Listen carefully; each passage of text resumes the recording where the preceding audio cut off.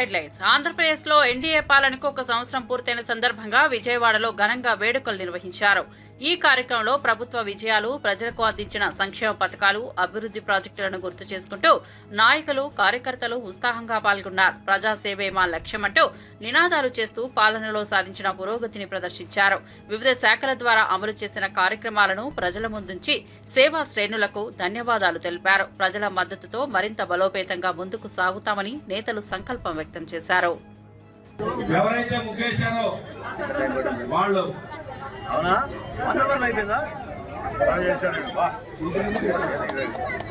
ఈరోజు ఈ ముగ్గురిని అందరినీ కూడా ఆలోచింపజేసే విధంగా ఉంది. అమ్మా దయచేసి అందరూ కూడా హాల్లో కూర్చోవలసిందిగా కోరుతున్నాం. ముగ్గురు వేసిన వారు మాత్రమే ఇక్కడ ఉంటారు. మనకు వచ్చినటువంటి అతిథులు హాల్లోకి వస్తారు.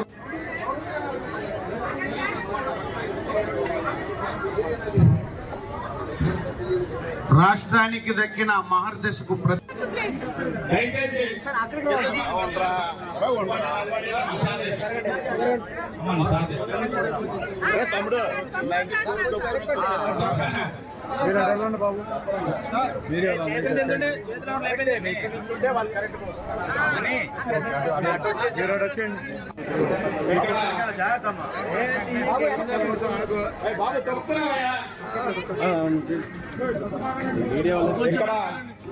తెలుగు సాంప్రదాయం ఉట్టిపడేలా ముగ్గులు వేశారు. ఇక్కడ మన విజయవాడకి ఇరువైపు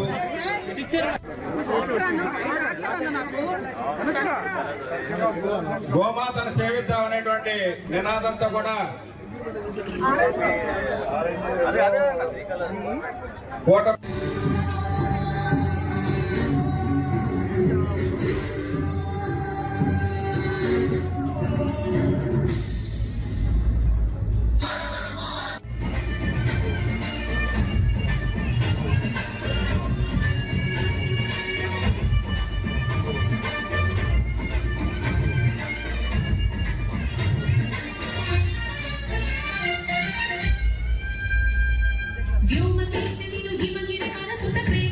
మన నాయకులు నదల్ల మానవారి గారికి, అట్లాగే కేసీఆర్ చిన్ని గారికి, గద్దె రామ్మోహన్ రావు గారికి, డివిజన్ కార్పొరేటర్ అందరికీ కూడా పేరు పేరున ధన్యవాదాలు తెలుపుకుంటూ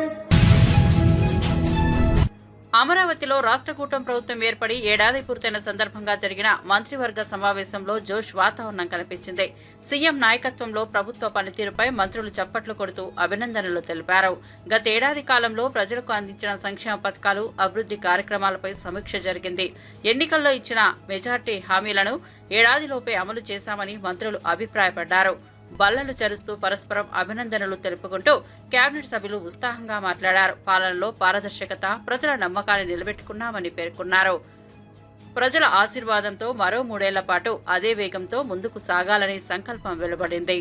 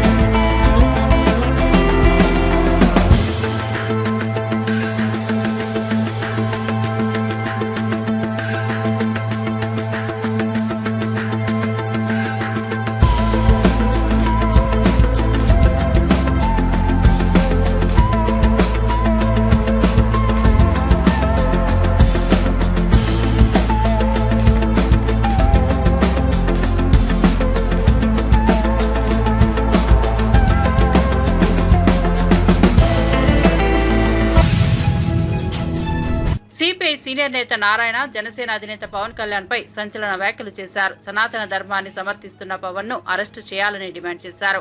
ఆయన పాటించే సనాతన ధర్మం క్రూరతతో కూడినదని, అరాచక ద్రోణులు కలిగినదని నారాయణ ఆరోపించారు. అటువంటి ధర్మాన్ని సమర్థించడం సమాజానికి తప్పుదారి చూపడమేనని విమర్శించారు. విడాకులు లేనట్టు సనాతన ధర్మం చెబితే పవన్ కళ్యాణ్ 3 పెళ్లిళ్లు చేసి విడాకులు ఎలా తీసుకున్నారని ఆయన ప్రశ్నించారు. నైతిక విలువలపై మాటలతో ప్రజలను మభ్యపెట్టే ప్రయత్నం చేయకుండా స్వీయ ప్రవర్తన సరిచేసుకోవాలని సూచించారు.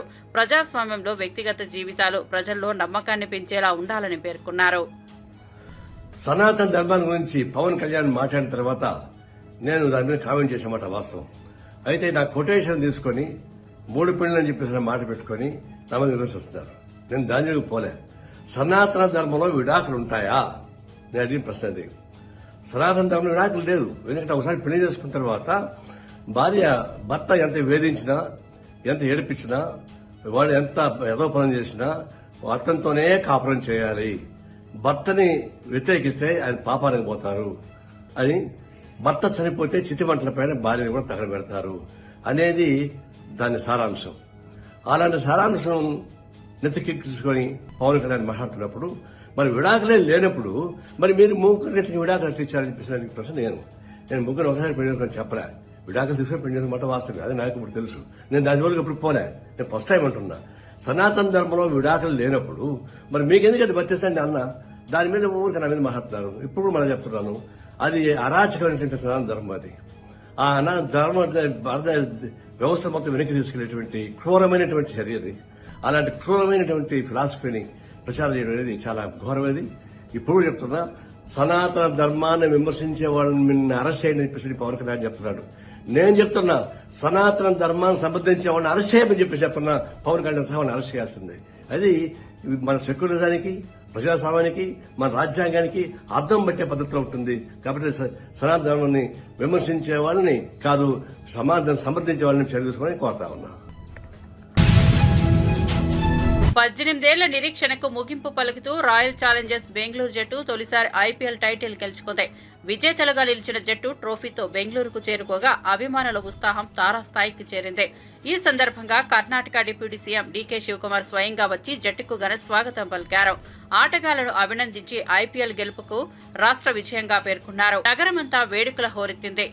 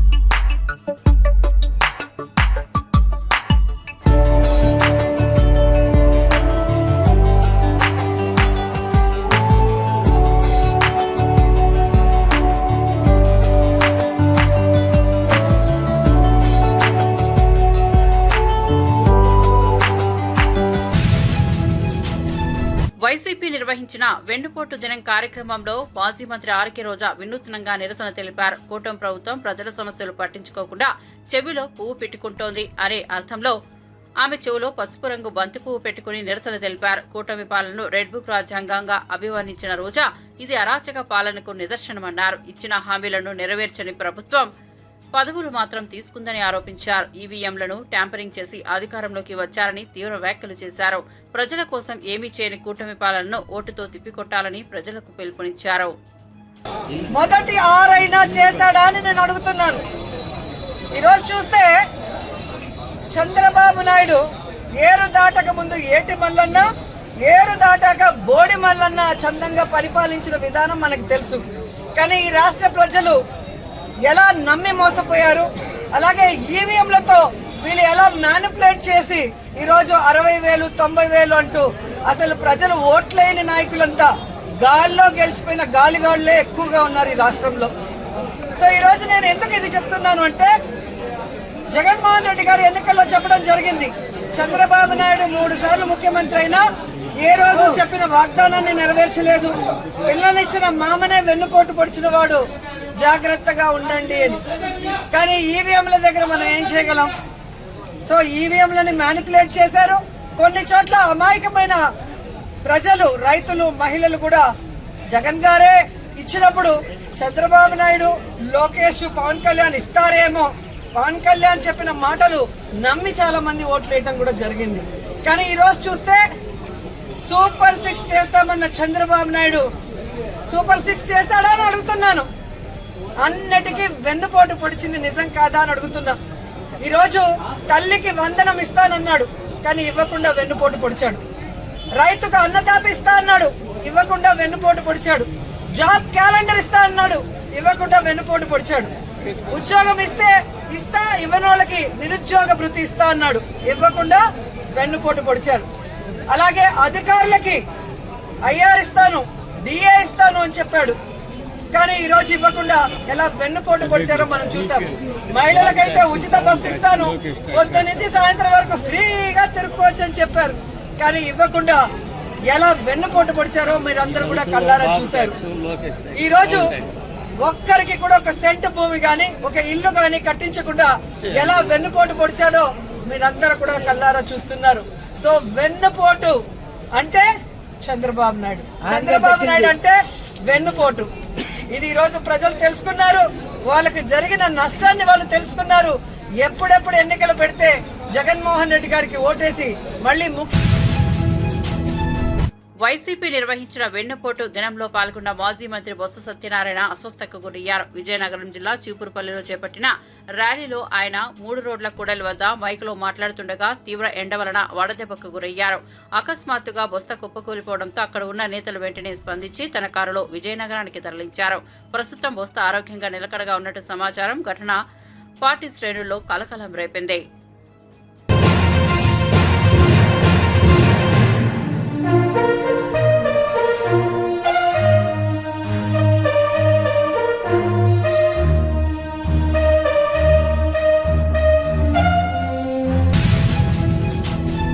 తొమ్మిది నెలల నాటి హామీలు నెరవేర్చని కూటమి ప్రభుత్వంపై మాజీ మంత్రి పేర్ని నాని తీవ్రంగా విరుచుకుపడ్డారు.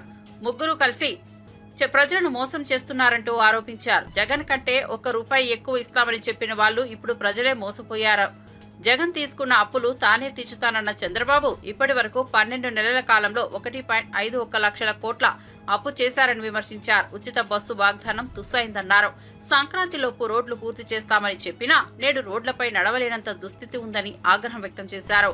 పూర్తయిన పనుల బిల్లులు రావడం లేదని, ప్రజల సంక్షేమ పథకాలకు ఖజానా ఖాళీగా ఉందని చెప్పే ప్రభుత్వం తమ కోసం ప్రత్యేక విమానాల్లో తిరుగుతోందని లోకేష్, పవన్, చంద్రబాబులపై ఆరోపణలు గుప్పించారు.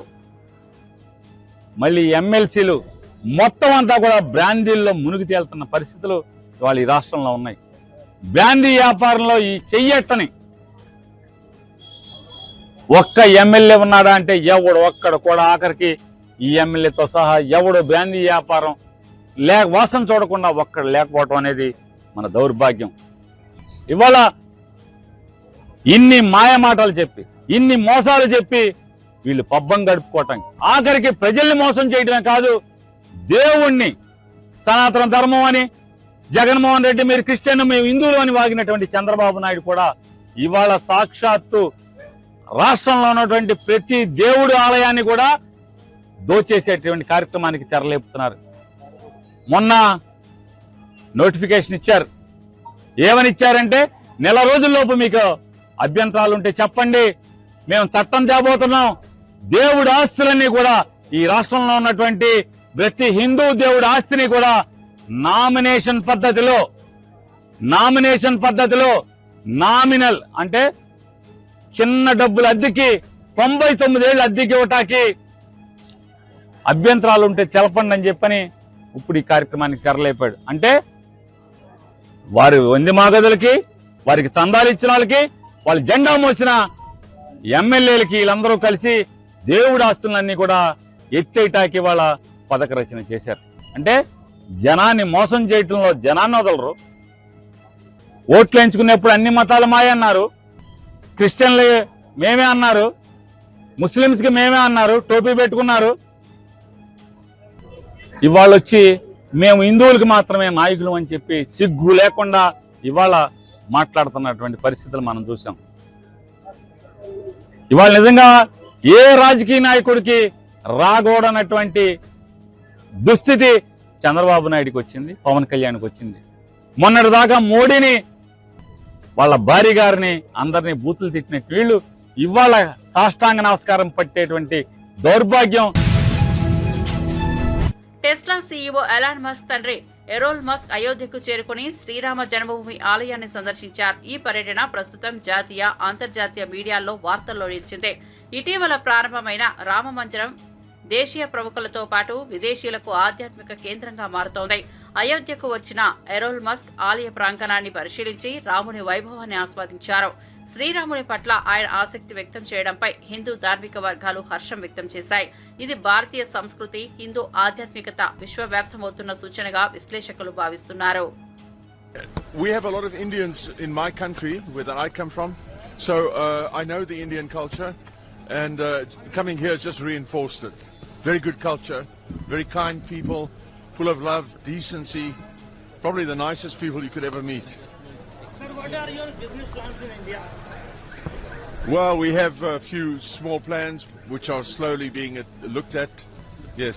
Sir, what do you think about India-America relations in future? I think they'll be very good. Very good. Two good leaders.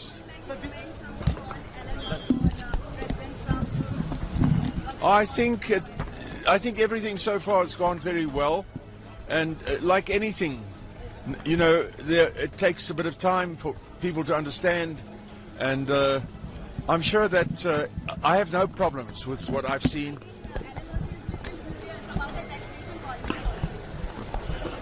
Well, you know, people are trying to improve things everywhere, so let's give them a chance.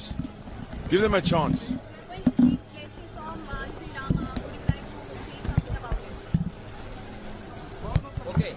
Guys, no more questions. With you, who came to India? Sorry? So with you, who from your family has came to India? My daughter is here, and I think quite a few of my family members have been here, but on holiday in the past. So my children, Elon, Kimball and Tosca, came through in 1983 when they were small, very small. As you have come first time to India, First time to India. what you will say to India culture? Oh, it's wonderful. It's amazing. I'll be back very, very soon. Anything evoke you from after coming in India? Oh, I just love the people and the culture and the food, and I'm excited to see more. And can you give an example? An example? Yeah. Anything evoke to you after coming in India? It's very welcoming. Everyone's very, it's a very exciting place. A lot of opportunities. So If only everybody could be like this. Yeah. It would be wonderful. All right, guys. Thank you. Let's go. Thank you so much. Thank you. Thank you.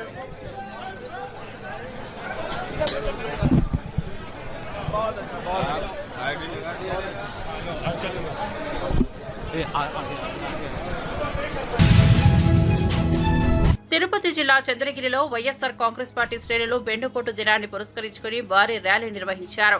Tower clock నుంచి తహసీల్దార్ కార్యాలయం వరకు వేలాది మంది కార్యకర్తలు పాల్గొన్న ఈ rally ప్రదర్శనగా మారింది. కూటమి ప్రభుత్వం చేస్తున్న అరాచకాలు, నెరవేర్చని హామీలు, అమలు చేయని సంక్షేమ పథకాలపై చంద్రగిరి ఇన్ఛార్జ్ చెవిరెడ్డి మోహిత్ రెడ్డి ఆగ్రహం వ్యక్తం చేశారు. ప్రజల మద్దతుతో వచ్చామన్న కూటమి ప్రభుత్వాన్ని ఓటుతో తిప్పికొట్టాల్సిన అవసరం ఉందని ప్రజలకు పిలుపునిచ్చారు. సంక్షేమం మరిచిన పాలకులకు ప్రజలు గుణపాఠం చెబుతారని అన్నారు. ఈరోజు ఈ కార్యక్రమానికి ముఖ్య ఉద్దేశం, ఈరోజు కూటమి ప్రభుత్వం ఏర్పాటయ్యి 12 నెలలు అయింది. అంటే అక్షరాల 1 సంవత్సరం. జూన్ 4వ తేదీ వాళ్ళు ప్రజలు మ్యాండేట్ ఇచ్చారు. ఈరోజు 2025 జూన్ 4వ తేదీ. మనం ఒక్కసారి చూస్తే ఇచ్చిన హామీ ఏ ఒక్కడి కూడా పూర్తిగా చేయకుండా ప్రజల్ని ఏ విధంగా మోసం చేస్తున్నారో ప్రజలంతా అర్థమైంది. దానికి ఉదాహరణే ఈరోజు సుమారు 2000 మంది కార్యకర్తల పైన వచ్చి వాళ్ళ మీద వ్యతిరేకతతో ఈరోజు ఇంత గొప్పగా కార్యక్రమం చేయడమే దానికి ఉదాహరణ. ముఖ్యంగా మనం చూస్తే ఆ రోజు ఎలక్షన్లో గెలవడం కోసం ఎన్నో 143 హామీలు ఇచ్చడం జరిగింది. ఆ 143 కాకుండా సూపర్ 6 అని చెప్పి 6 ఖచ్చితంగా చేస్తామని చెప్పి ఇంకొక 6 హామీలు అదనంగా ఇవ్వడం జరిగింది. ఆ 6 హామీల గురించి ఒకసారి మనం ఆలోచిస్తే అమ్మఒడి అని చెప్పి ఆ రోజు ప్రతి ఒక్క తల్లికి ఎంతమంది పిల్లలుంటే అంతమందికి 15,000 రూపాయలు ఇస్తామని చెప్పి జగనన్న అప్పుడు ఒక ఇంట్లో ఎంతమంది ఉన్నా ఒకరికి ఇస్తామని చెప్తే లేదు 10 మంది ఉన్నా 5 మంది ఉన్నా మేము డబుల్ ఇస్తామని చెప్పారో మాట ఇచ్చి ఈరోజు తల్లిదండ్రులకి ఓటేసుకోవడం జరిగింది. ఒకసారి ఆలోచించాలి, 1 సంవత్సరం అయ్యింది, ఎక్కడ అమ్మ ఒడి ఇచ్చాడా అని చెప్పి ఒక్కసారి కూడా మీ అందరి ద్వారా అడుగుతున్నాను. అదేవిధంగా ఆడవాళ్ళకి నెలకి 1,500 రూపాయలు 19 ఏళ్ళు దాటిన వాళ్ళ నుంచి 60 ఏళ్ళ లోపల వరకు అంటే సంవత్సరానికి 18,000 రూపాయలు డబ్బులు ఇస్తామని చెప్పి మాట ఇవ్వడం జరిగింది. ఈ 18,000 రూపాయలు ఎక్కడికి పోయాయని చెప్పి ఈరోజు ప్రతి ఒక్క తల్లి ప్రతి ఒక్క ఆడవాళ్ళు వెయిట్ చేస్తున్నారని కూడా తెలియజేస్తున్నాను. అదేవిధంగా ఫ్రీ బస్ అని చెప్పి ఆ రోజు హామీ ఇవ్వడం జరిగింది. ఈరోజు ఒక మంత్రి వచ్చి సంక్రాంతికి ఇస్తా అంటారు, ఇంకో మంత్రి దీపావళికి ఇస్తానంటాడు, ఇంకో మంత్రి రంజాన్కి ఇస్తారు. అంటే పండుగలు పోతా ఉన్నాయి కానీ వీళ్ళు ఇచ్చిన హామీలు మాత్రం ఎక్కడా కనపడలేదని తెలియజేస్తున్నాను. వాళ్ళు ఎప్పుడు ఇస్తారో కూడా ఒక నిర్దిష్టమైన డేట్ గా చెప్పాల్సిన విజ్ఞప్తి చేస్తున్నాను. అదేవిధంగా ఇది ఒక్కటే కాదు, పిల్లలకి ఇంతకుముందు జగనన్న ఉన్నప్పుడు పిల్లలు బాగా చదువుకోవాలి, వాళ్ళందరూ కూడా బాగా ఉన్నత విద్య తీసుకోవాలని చెప్పి గవర్నమెంట్ స్కూల్స్ డెవలప్ చేయాలని చెప్పి కొన్ని కోట్లు ఖర్చు పెట్టి ప్రతి గవర్నమెంట్ స్కూలు కార్పొరేట్ స్కూల్స్ కన్నా గొప్పగా తయారు చేయడం జరిగింది. ఈ రోజు మనం చూస్తే గవర్నమెంట్ స్కూల్స్ ఇంగ్లీష్ మీడియం తీస్తారు, సిబిఎస్ఈ తీస్తారు, పిల్లలు అన్నం తినడానికి కూడా వీలు లేకుండా గోరుముద్ద అనే కార్యక్రమంగా తీసేయడం జరిగింది. అంటే ఈ స్థాయిలో ఈ రోజు ప్రజల్ని మోసం చేసి పేద పిల్లలను చదువుకోకూడదు, మాకు తెలిసి 4 కార్పొరేట్ స్కూల్సే బాగుండాలనే ఒక ఉద్దేశంతో ఈరోజు గవర్నమెంట్ చేసే కార్యక్రమాలు కూడా ఈరోజు ప్రజలందరూ కూడా చీకొట్టుకుంటున్నారు. తప్పకుండా మీరు చేసే తప్పుడు కార్యక్రమాలు, మీరు చేసే హామీలు చేయకుండా మీరు చేసే ప్రజలను ఇబ్బంది పెట్టేందుకు ప్రజల్లోకి పోతా ఉంది. దానికి ఉదాహరణ ఈరోజు ఈ కార్యక్రమం. ఇదే విధంగా మీరు కొనసాగితే నేను చెప్తున్నా ఈరోజు చివరికి వచ్చేసరికి మీకు తెలంగాణ పాత ఉద్యమ కాలంలోని ముఖ్య నేతలతో మధు యాష్కి కీలక భేటీ నిర్వహించారు. ఈ సమావేశంలో జానారెడ్డి, విజయశాంతి, గుత్తా సుఖేందర్ రెడ్డి, కేకే పాల్గొన్నారు. తెలంగాణ ఉద్యమ సమయంలో కాంగ్రెస్ పార్టీ తీసుకున్న భూమికను ప్రస్తావిస్తూ ఆ యుగానికి సంబంధించిన వాస్తవాలపై ఒక డాక్యుమెంటరీ రూపొందించాలన్న యోచనను చర్చించారు. రాష్ట్ర విభజనలో కాంగ్రెస్ నాయకత్వం చేసిన పాత్రను సమగ్రంగా ప్రజల ముందుకు తీసుకురావాలని లక్ష్యంగా ఈ భేటీ జరిగింది. ప్రజల్లో మళ్లీ కాంగ్రెస్ పునాది గుర్తింపు కోసం నడిపే ప్రయత్నాల్లో ఇది భాగంగా కనిపిస్తోంది.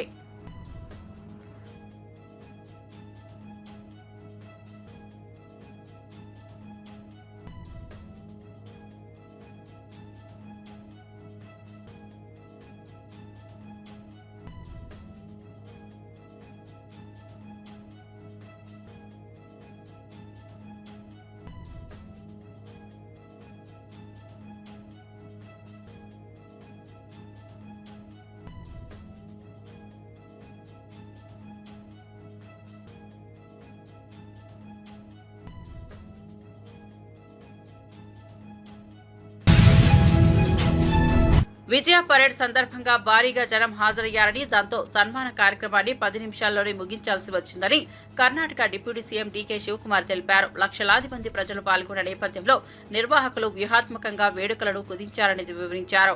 నాయకులు, కార్యకర్తల పట్ల గౌరవంగా కార్యక్రమం జరిగినప్పటికీ భారీ జనాభిమానానికి అనుగుణంగా సమయ పరిమితి విధించాల్సి వచ్చిందని చెప్పారు. పార్టీ విజయానికి ప్రజల ఆదరణే ప్రధాన బలమని డీకే అన్నారు. I have spoken to the police commissioner and all the people. I'm also going little late to the hospital because now lot of trouble is there. I don't want to disturb the doctors who are trying to take care of the patients. And only the exact number is not been still this one. So we are at it. We appeal to all of them to still to be calm. How many people died? That is why we cut off. A lot of programs were there. We didn't want to continue with the program. Only within 10 minutes with one round we just closed it. And we appeal even in the metros, whatever the metros has been jammed. We are not able to start. We are taking a little bit time to see that everything comes to the normal position. What is at present? Yes. Of course. There is some issues. I will come back to you after I visit the hospital. No, I can't. Only 5,000 police personnel were deployed, sir. You said the crowd that came in was running into thousands, sir. No, it was not thousands, it was lakhs. ನಾ ಯಾರನ್ನೂ see, ನೋಡಿ